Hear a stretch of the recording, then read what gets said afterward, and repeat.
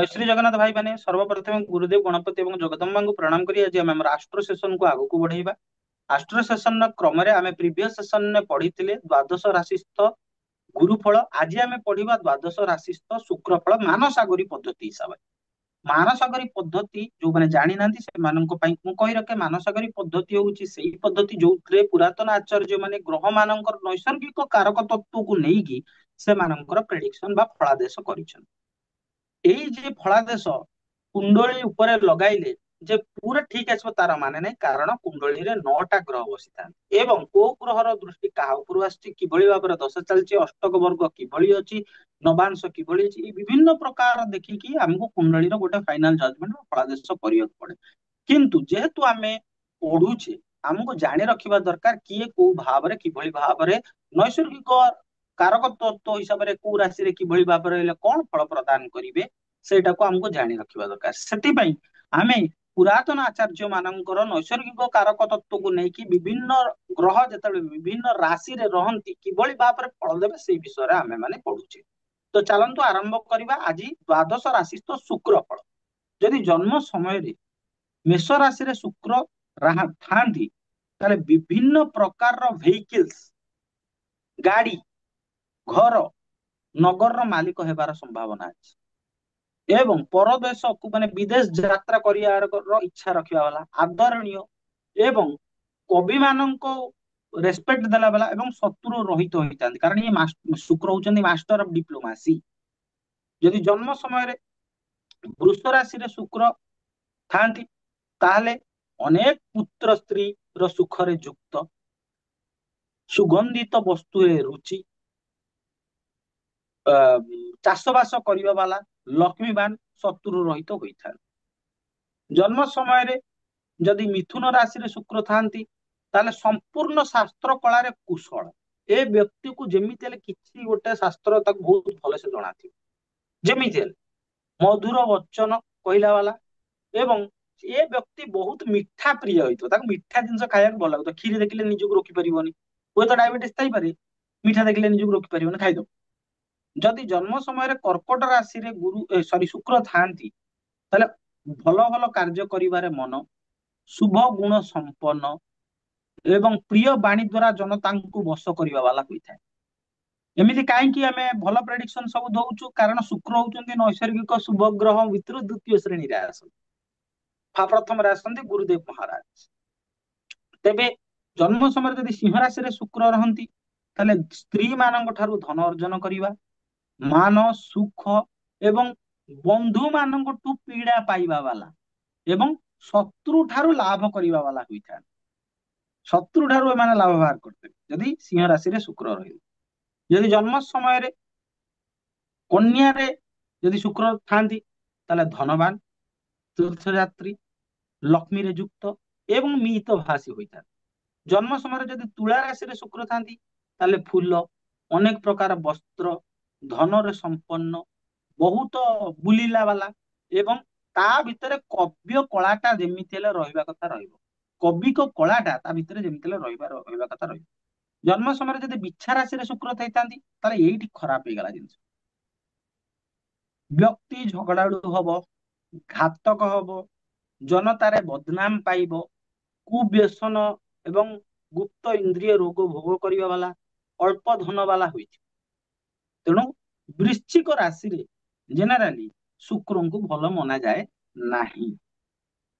ठीक अच्छे जदि जन्म समय धनु राशि रे शुक्र थांती ताले बहुत धन पाइला वाला पुत्र स्त्री रो सुख मंत्री वाला व्यक्तित्व शुभशीलता युक्त एवं कवि मान प्रेम करने वाला तथा वैरागी होता है। जदि जन्म समय मकर राशि रे शुक्र थांती ताले एइट देखो एइटी कितने सुंदर भाव में मानसागरी पद्धति रे माने बढ़िया लिखाई बहुत जन तुम सोसाइटी रे देखिछ जे निज एज रु से बड़ एज र स्त्री लोक को पसंद करते और बाहा जाते धर 20-25 वर्ष होइतिबो से बाहा 35 वर्ष स्त्री लोक 32 वर्ष स्त्री लोक एज रे बड़ लोक बाहा एइटी मन रखो एही पॉइंट भल से मन रखो। यदि जन्म समय मकर राशि रे शुक्र रहंती ତାହେଲେ ନିଜ ଏଜ ରୁ ବଡ ଏଜ ର ସ୍ତ୍ରୀ ମାନଙ୍କ ସହିତ ତାଙ୍କର ଭଲ ଭାବ ସମ୍ପର୍କ ରହିବ। ସେ କେବେ ବି ନିଜ ଏଜ ର ସ୍ତ୍ରୀ ଲୋକଙ୍କୁ ପସନ୍ଦ କରିବେ ନାହିଁ, ଏଇଟା ଆପଣ ଭେରିଫାଇ କରିବେ। ଏବଂ ଖର୍ଚ୍ଚ କରିବାକୁ ଡର, ଚିନ୍ତିତ, ଏବଂ ସେମାନେ ଦୁର୍ବଳ ଶରୀର ଯୁକ୍ତ ହେଇଥାନ୍ତି। ଏବଂ ଯୋଉମାନେ ଟିକେ କବିତା ଜାଣିଥାନ୍ତି ତାଙ୍କ ପାଇଁ ତାଙ୍କର ସେ ସାଙ୍ଗ ହେଇଯାଆନ୍ତି। ମାନେ ଯୋଉମାନେ ଟିକେ ଆର୍ଟିଷ୍ଟ ଥାନ୍ତି ତାଙ୍କ ସହିତ ସାଙ୍ଗ ହେଇଯାଆନ୍ତି। ଏବଂ ଜେନେରାଲି ଏ ବ୍ୟକ୍ତି ମାନେ ଜନମାନସରେ ସମାଜରେ ରହିବାକୁ ପସନ୍ଦ କରନ୍ତି। ସେମାନେ ଏକାକୁଟିଆ ଜଙ୍ଗଲ ଫଙ୍ଗଲ ଭିତରେ ମାନେ ନିର୍ଜନ ସ୍ଥାନରେ ବସବାସ କରିକି ନିଜର ବସତି ସ୍ଥାପନ କରିବାର ଇଚ୍ଛା ରଖିଥାନ୍ତି। ଏଇଟା ଆପଣ ଭଲସେ ମନେ ରଖନ୍ତୁ। ଜନ୍ମ ସମୟରେ ଏଇଟା ଭେରି ଭେରି ଇମ୍ପୋର୍ଟାଣ୍ଟ ପଏଣ୍ଟ। ଏଇଟା ମଡର୍ନ ଡେ କଣ୍ଟେକ୍ସଟ। ଜନ୍ମ ସମୟରେ ଯଦି ମକର ରାଶିରେ ଶୁକ୍ର ଆସିଗଲେ ତାହେଲେ ନିଜ ଏଜର ଝିଅ ମାନେ ତାଙ୍କୁ ପସନ୍ଦ ଆସିବେ, ତାଠୁ ସିଏ ଅଧିକା ଏଜର ଝିଅ ମାନଙ୍କୁ ପସନ୍ଦ କରିବେ। ବୃଦ୍ଧା ସ୍ତ୍ରୀରେ ରତି, ମାନେ ଏତେ କ୍ଲିୟରଲି ମାନସାଗରୀ ପଦ୍ଧତିରେ ମେନସନ ହେଇଛି। ତେବେ ଚାଲନ୍ତୁ ଆମେ ଜାଣିବା, ଯଦି ଜନ୍ମ ସମୟରେ କୁମ୍ଭ ରାଶିରେ ଶୁକ୍ର ଥାନ୍ତି ତାହେଲେ ବସ୍ତ୍ର, ଆଭୂଷଣ, ଭୋଗ, ମାନେ ଭୋଗରୁ ଏଇ ବସ୍ତ୍ର ଆଭୂଷଣରେ ତାର ରତି ରହିବ। କିନ୍ତୁ ଏ ରତି ରହିଲେ ମଧ୍ୟ ସେ ବସ୍ତ୍ର ଆଭୂଷଣ ଭୋଗରୁ ରହିତ। ତେଣୁ ଏଇଠି ଆପଣଙ୍କର କଥା ମନେ ରଖନ୍ତୁ, ଗୁରୁ କିମ୍ବା ଶୁକ୍ର ଶନିଙ୍କ ରାଶିରେ ରହିଲେ ଯୋଉଭଳି ଭାବରେ ଇମ୍ପାକ୍ଟ ଦେବା କଥା ସେ ଦେବେ ନାହିଁ। ଭଲେ ହିଁ ଶୁକ୍ର ଶନୀଶ୍ୱର ମହାରାଜଙ୍କର ମିତ୍ର ହେଇଥାନ୍ତୁ, ବହୁତ ପରମ ମିତ୍ର ହେଇଥାନ୍ତୁ, କିନ୍ତୁ ଶୁକ୍ର ମହାରାଜ ଯଦି ଶନୀଶ୍ୱର ମହାରାଜଙ୍କ ରାଶିରେ ରହିଲେ ସିଏ ନିଜର ସମ୍ପୂର୍ଣ୍ଣ କ୍ଷମତା, ଶୁକ୍ରକୁ ଆମେ ଧନ ବୋଲି କହୁ, ବୀର୍ଯ୍ୟର କାରକକୁ, ସେ ସମ୍ପୂର୍ଣ୍ଣ କ୍ଷମତାରେ ନିଜର ନୈସର୍ଗିକ କାରକ ତତ୍ତ୍ୱକୁ ଦେଇପାରନ୍ତି ନାହିଁ।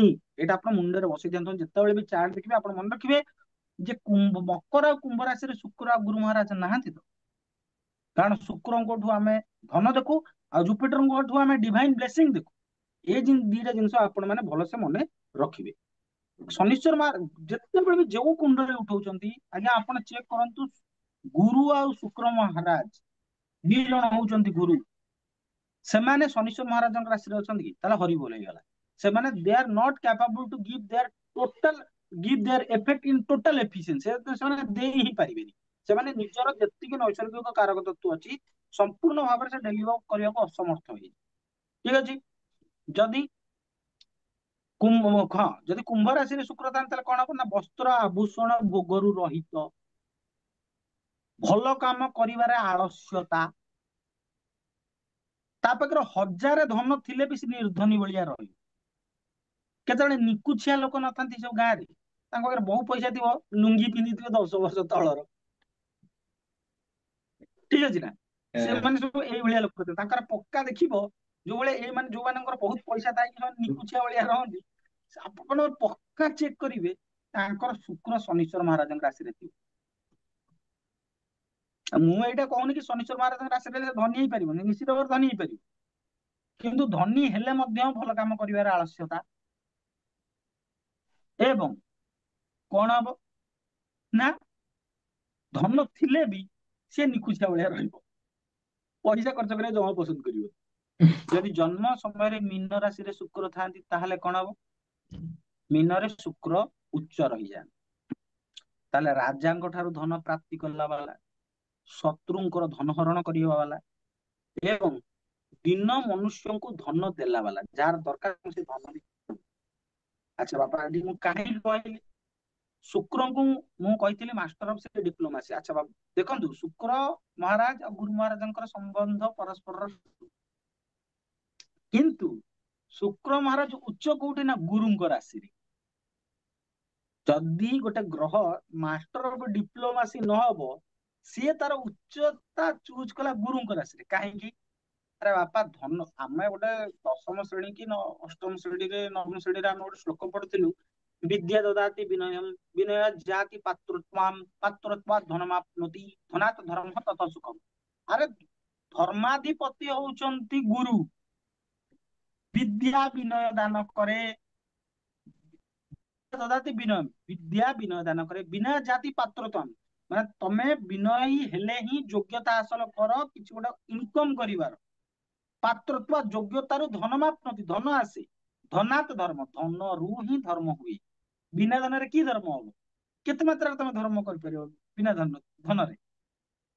ତେଣୁ ଶୁକ୍ର ମହାରାଜ ଧର୍ମାଧିପତି ଗୁରୁ ମହାରାଜଙ୍କ ରାଶିରେ ଉଚ୍ଚ। କେତେ ସୁନ୍ଦର କନସେପ୍ଟ ସନାତନ ଧର୍ମର। ତେବେ ଆଜିର ସେସନରେ ଆମେ ପଢିଲେ ଦ୍ୱାଦଶ ରାଶିସ୍ଥ